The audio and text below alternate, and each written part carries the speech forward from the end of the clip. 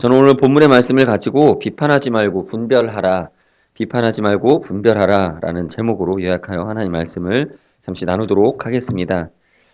오늘 본문 1절의 말씀을 보시면 비판을 받지 아니하거든 비판하지 말라라고 기록한 이후에 비판하는 태도와 판단하는 모습, 그리고 끝으로 이제 거룩한 것을 개에게 주지 말라라는 경고로서 오늘 이 본문이 이렇게 한 단락으로 마무리되어집니다. 이 특별히 1절에서부터 5절까지는 당시 유대 사회를 지배하고 있던 악습에 대한 경계의 말씀입니다. 당시 유대 사회에는 게을로 이웃을 비판하고 정죄하던 풍조가 만연해 있었습니다. 그래서 주님은 그 비판의 풍조에 물들어져 있는 의식을 버릴 것을 본문에서 강조하고 계신 것입니다. 여러분, 주님께서 말씀하신 이 비판이라는 이 비판은 근본적으로 사람을 구별하는 행위를 의미합니다. 구별하고 구분하는 행위를 의미합니다. 불신앙인들 가운데서는 이처럼 인간을 근본적으로 구분하는 의식에 젖은 이들이 참 많습니다. 이 민족들을 우수한 민족이나 열등한 민족들로 구분하기도 하고, 또는 그 혈통을 가지고 사람을 구분하기도 하며, 또는 남녀의 성차별 의식을 지니기도 합니다. 2차 세계대전 당시 나치 독일 정부가 자신들의 그 게르만 혈통의 인종만을 인류 인종으로 구분하고 그 외에 이제 유대 민족들을 일종의 쓰레기 취급한 것이 대표적인 예이죠. 그리고 그 당시에 비슷한 시기에 일본 군국주의자들도 자신들은 1등 국민이고 이 한국인은 2등 국민이고 또 그 외에 중국이나 아시아인들은 돼지라고 깔보기까지 했습니다. 지금도 이와 같은 인간에 대한 근본적인 차별은 우리 지구촌 곳곳에 성행하고 있습니다. 바로 우리 곁에 있는 북한만 보더라도 공산당원이 아닌 사람들은 거의 노예 취급을 당하고 있습니다. 성도 여러분, 이와 같이 사람을 근본적으로 구별하고 차별하여 비판하는 행위는 큰 죄악입니다. 하나님이 형상대로 지음받은 인간을 모독하는 행위고 또 모든 인류가 한 하나님의 창조물임을 부정하는 사단적인 죄악입니다. 그런데 예수님 당시 유대인들도 인류를 근본적으로 차별하는 의식에 사로잡혀 있었습니다. 즉 왜곡된 선민 사상에 젖어서 아브라함의 후손인 유대인들만이 천국으로 들어갈 자고 이방인들은 지옥의 땔감이다라고 하나님께서 만들어 놓으셨다. 그렇게 이해를 하고 있었습니다.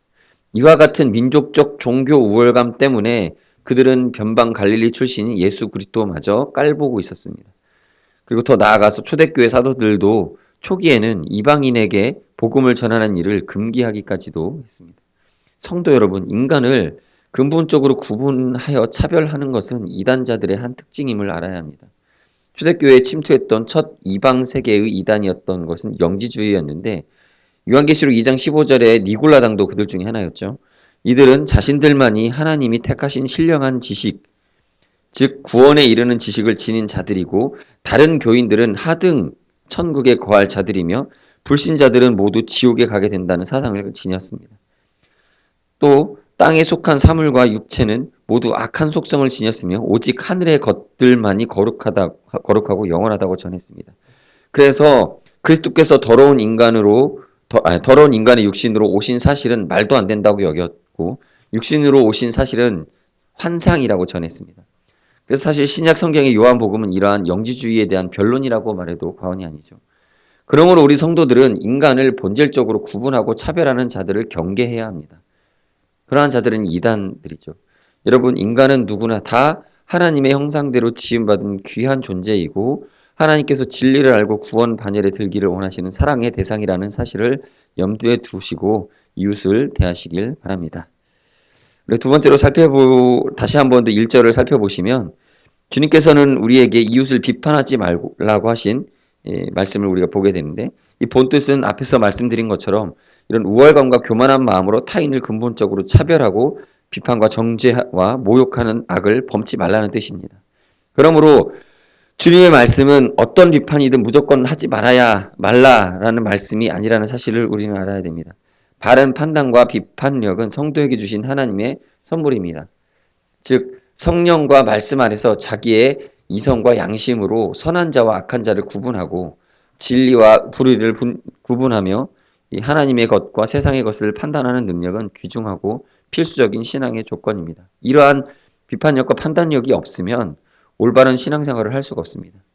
주님도 양의 옷을 입고 오는 늑대 같은 이 거짓 선지자들을 잘 판단할 것을 강조하셨습니다. 말세에 준동할 적 그리스도의 앞잡이인 이 거짓 종교인들을 분별할 것도 가르쳐 주셨습니다. 성도들이 주 안에서 올바로 판단하고 비판하는 일은 자신과 교회를 성장시키고 악으로부터 보호하는 신앙의 방패입니다. 그러나 악한 판단과 비판은 자신과 이웃을 해롭게 하겠지요. 그러나 건전한 판단과 비판은 오히려 자신과 이웃을 이롭게 만듭니다. 즉 악으로 가는 발길을 돌려서 하나님께로 향하게 만든 회개의 계기를 제공하게 됩니다. 그러므로 우리는 주 안에서 올바른 판단력과 비판력을 가져야 됩니다. 이를 위해 우리는 지혜의 근원인 성경 말씀을 연구하는 일에 더욱 힘써야 되겠습니다. 2절에 보시면 남들을 함부로 판단하는 자들이 받을 심판의 내용이 나오죠. 주님은 그들이 이웃을 판단한 그 내용대로 오히려 자신들이 심판을 당하게 될 것이라고 말씀하십니다. 이 말씀 역시 진리입니다. 여러분, 에스더서에 등장하는 하만이 페르시아의 국무총리로서 유대인들을 몹시 증오했고, 그리고 근본적으로 유대 민족을 말살하는 그러한 정책을 실시하려고 했습니다. 그리고 그는 당시 페르시아의 고위 관직에 있었던 에스더의 부모 숙부 역할을 했던 모르드게를 질투하였고 죽이려 했습니다. 그런데 여러분, 하나님은 에스더를 통해 아하수에로 왕으로 하여금 진실을 알게 하시고 모르드게가 달릴 나무에 하만을 대신 달아 죽게 만드셨습니다. 가족과 친지들 또한 멸절시켜 버리셨습니다. 그와 같은 역전의 기쁨을 기념하는 절기가 바로 유대인들의 불임절입니다. 성도 여러분, 가만히 이웃들의 생활을 잘 살펴보시기 바랍니다. 이웃을 뒤에서 흉보거나 모함하거나 늘 부정적으로 비판하는 사람들이 형통하지 못한다는 사실을 깨닫게 될 것입니다. 목회자를 항상 비판하고 흉보고 대적하는 이들도 마찬가지이고 자신이 비판하고 흉본 대로 수모를 당하고 불행을 당하기도 합니다. 하만처럼 말입니다. 성도 여러분, 입으로 먼지를 부는 자가 먼지를 뒤집어 쓰게 됩니다. 부메랑은 던진 자에게로 되돌아오기 마련입니다. 그래서 우리 속담에 부당하게 남을 비판하는 자를 가리켜 누워서 침 뱉는 자라고 하는 것입니다. 여러분, 우리는 이웃을 이롭게 만드는 건전한 비판과 충고와 조언과 경책 이런 것들은 마땅히 해야 합니다. 그러나 시기와 질투로 또 교만한 마음과 우월감으로 이웃을 비판하는 어리석은 짓은 금해야 합니다. 유대인의 탈무드에는 이런 말이 있습니다. 그 사람의 사정에까지 자신이 이르지 않는 한 그 사람을 비판하지 말라는 교훈이 있습니다. 이웃을 성급하게 비판하는 이는 시간이 흐른 후에 반드시 후회할 일을 당하게 될 것입니다. 그 비판이 그릇된 것이라는 사실이 드러나게 되어 이웃들에게 망신과 불신임을 받게 되기도 합니다.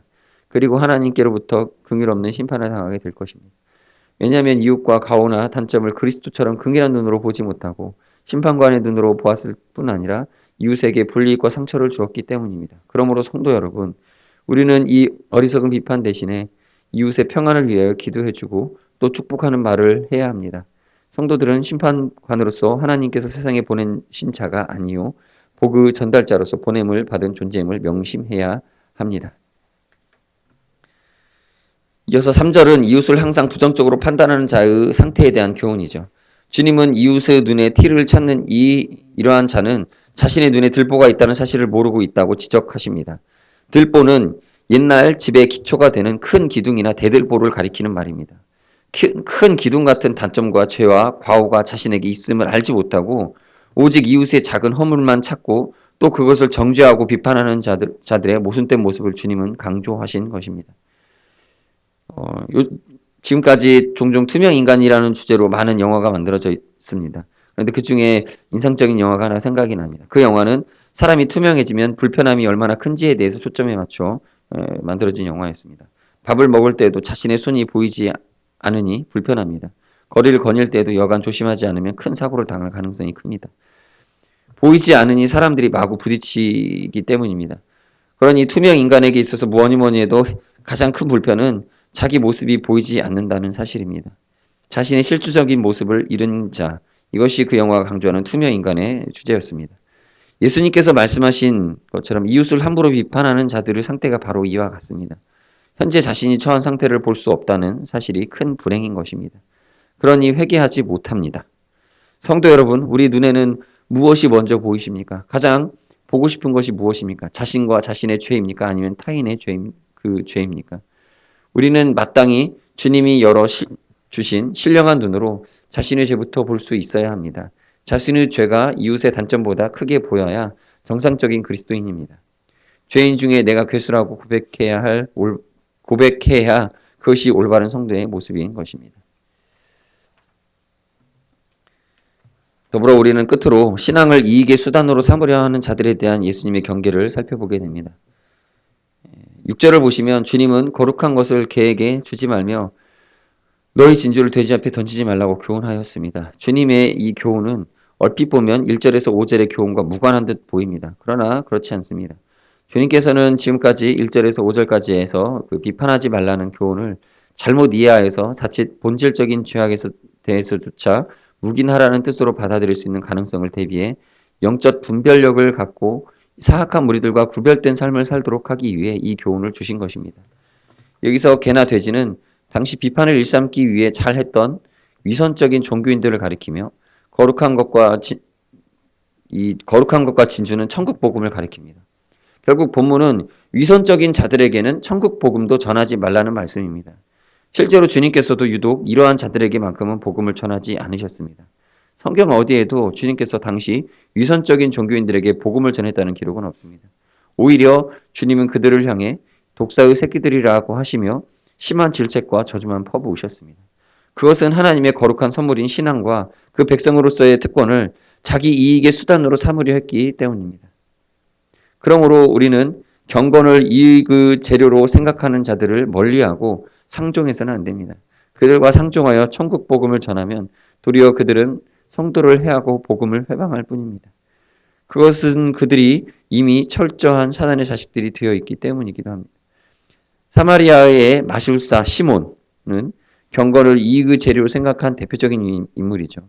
그는 성령의 권능을 보고 그것을 돈으로 사서 더 많은 돈을 벌려고 생각을 했습니다. 그러나 베드로 사도는 그를 엄하게 꾸짖고 오히려 회개할 것을 명했습니다. 그 후 시몬처럼 종교, 특히 기독교를 빙자해서 자기의 이익을 추구하는 것을 시모니즘이라고 부르고 있습니다. 성도 여러분, 우리가 지닌 신앙과 은사들과 소망들은 모두 하늘로부터 주어진 것으로서 하나님의 거룩한 사람의 증표요 선물들인 것입니다. 그러한 하나님의 선물을 신앙이 없고 양심 없는 자들에게 함부로 준다면 하나님을 모독하는 행위일 것입니다. 그리고 시간이 지나면 반드시 그들로부터 상처와 해를 당하게 될 위험이 우리에게 늘 있습니다. 그러므로 교회는 거룩한 것을 그러한 자들에게 함부로 주지 않도록 성도들도 그들과 사귀지 않도록 주의해야 합니다. 무조건 예수 사랑으로 아무에게나 자신과 자신이 지닌 하나님의 그 귀한 특권을 주는 일은 하나님의 뜻이 아닌 것입니다. 경계해야 할 사람에 대해서는 철저하게 자신과 그 신앙을 지키는 것이 성도의 참 자세입니다. 성도들이 지닌 믿음과 사랑과 소망과 또 성령의 은사들은 그리스도께서 피로 값주고 사셔서 우리에게 주신 것들이라는 사실을 기억하시기 바랍니다. 사람이 이 정성을 들여 가꾸지 않은 밭에는 쓸데없는 잡초만이 자랍니다. 또 햇빛 없는 장소에는 푸른 나무 대신 곰팡이와 세균과 벌레만 자랍니다. 예수 그리스도의 은혜와 생명이 없는 유대 종교 사회가 바로 그러한 상태였습니다. 위선과 비판과 정죄의 풍조가 만연했던 것입니다. 성도 여러분, 그리스도의 은혜와 사랑을 의뢰치 않으면 우리 교회도 그처럼 저주의 그림자가 드려질 수 있습니다. 냉랭해지고 은혜가 없는 없고 따스한 사랑 없는 세계가 되고 말 것입니다. 마음의 신앙의 열정도 없이 형식만 지니고 서로 비판만 하는 그런 사단의 놀이터가 될 수도 있습니다. 그러므로 항상 의뢰할 것은 주의 은혜이며 지킬 것은 주의 사랑의 계명이고 또 소망을 둘 것은 주의 언약인 것입니다. 성도 개인도 또 교회도 이 주님의 은혜와 사랑을 떠나면 만 잃은 소금이요 나무에서 떨어진 자 같이 된다는 사실을 기억하시기 바랍니다. 그냥 같이 기도하실 때 주님 우리의 마음에 예수님의 마음을 주셔서 하나님 우리가 비판하고 판단하는 풍조에 밀려 그렇게 동승하는 자들이 되지 않게 하시고 교회의 거룩함과 또 예수님의 따뜻함을 지닌 구별된 자로서의 그 삶을 우리가 온전하게 지켜나갈 수 있도록 믿음의 분별력을 주시옵소서. 이 시간 같이 그러한 기도로 기도하시겠습니다. 기도하겠습니다.